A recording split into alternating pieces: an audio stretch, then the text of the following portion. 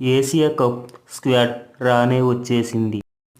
ఎప్పుడెప్పుడా అని ఎదురు చూస్తున్న భారతీయులందరికీ సెప్టెంబర్ 9 నుండి స్టార్ట్ కానుంది. యూఏలో జరగబోతున్న ఈ క్రికెట్ మ్యాచ్ కోసం యావత్ ప్రజలందరూ ఎదురు చూస్తున్నారని అర్థమయ్యింది. నిజానికి పాకిస్తాన్తో ఇండియా మ్యాచ్ ఆడాలనే లేదు. కానీ ఐసీసీ ఒప్పించి పాకిస్తాన్తో మ్యాచ్ జరిపేలా ఒప్పందం కుదుర్చుకుంది. ఫస్ట్ మ్యాచ్ పాకిస్తాన్తో సెప్టెంబర్ 9న జరగబోతుంది. ఇండియా పాకిస్తాన్ మ్యాచ్ అంటేనే ఓ రేంజ్లో ఉండే మ్యాచ్. మన బోర్డు బీసీసీఐ పాకిస్తాన్ వెళ్ళనని జట్టకేసుకొని కూర్చుంది.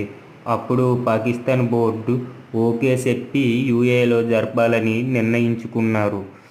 ఆ పనిలో పడి ఐసీసీ స్క్వాడ్ రిలీజ్ చేసింది. ఎంతైనా పొలిటికల్ డ్రామా కదా అండి.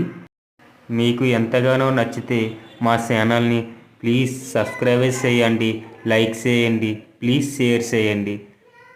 నెక్స్ట్ వీడియోలో మీకోసం ఎదురు చూస్తూ ఉంటాను. Please subscribe friend, please. జై ఇండియా.